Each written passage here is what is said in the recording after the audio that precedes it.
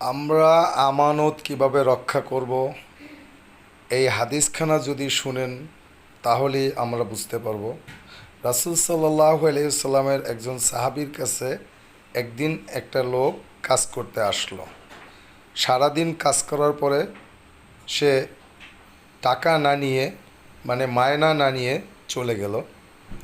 বহু বছর পরে ওই লোকটা ওই সাহাবীর কাছে আসলেন। আসার পরে সালাম দিলেন। সালাম দিয়ে বললেন, আমাকে কি আপনি চিনতে পেরেছেন? রাসূল সাল্লাল্লাহু আলাইহি সাল্লামের সাহাবী বললেন, না, আমি আপনাকে ঠিক চিনতে পারিনি। তখন ওই লোকটি বলল, এত বছর আগে আপনার কাছে আমি একদিন কাজ করেছিলাম, তো আমার মায়নাটা আমি আপনার কাছে পাবো। যদি আপনি দিয়ে দিতেন তাহলে আমি উপকৃত হতাম। তখন ওই লোকটির কথা শুনে রাসূল সাল্লাল্লাহু আলাইহি সাল্লামের সাহাবী তাকে বললেন, ওই যে বকরির পাল দেখতে পাচ্ছেন, ওই পুরা পালটা আপনার। তখন ওই লোকটি রাসূল সাল্লাল্লাহু আলাইহি সাল্লামের সাহাবীকে বললেন, আপনি কি আমার সাথে মশকরা করছেন? রাসূল সাল্লাল্লাহু আলাইহি সাল্লামের সাহাবী বললেন, না, আপনি যে টাকাটা আমার কাছে পাইতেন সেই টাকাটা দিয়ে আমি একটি বকরি ক্রয় করেছিলাম।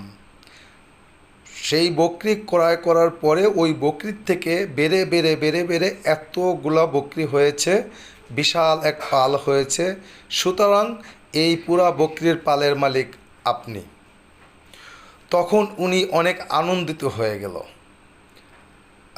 উনি আসলে কোনো মানুষ ছিলেন না, আল্লাহ পাক রব্বুল আলামিনের পক্ষ থেকে একজন ফেরেশতা ছিলেন। আল্লাহ ওনাকে পরীক্ষা করার জন্যই এই ফেরেশতাকে ওনার কাছে মানুষ রূপে পাঠিয়েছিলেন। তাই আমরা এই হাদিস থেকে বুঝতে পারতেছি যে আসলে আমাদের আমানত কিভাবে রাখতে হবে। কাউকে ঠকানো যাবে না, কাউকে ঠকানোর চেষ্টা করা যাবে না, এবং যে মানুষ আমার আন্ডারে কাজ করবে তার ঘাম শুকানোর আগে তার টাকা পরিশোধ করতে হবে। এটাই হলো ইসলাম। আসসালামু আলাইকুম ওয়া রাহমাতুল্লাহি ওয়া বারাকাতুহু।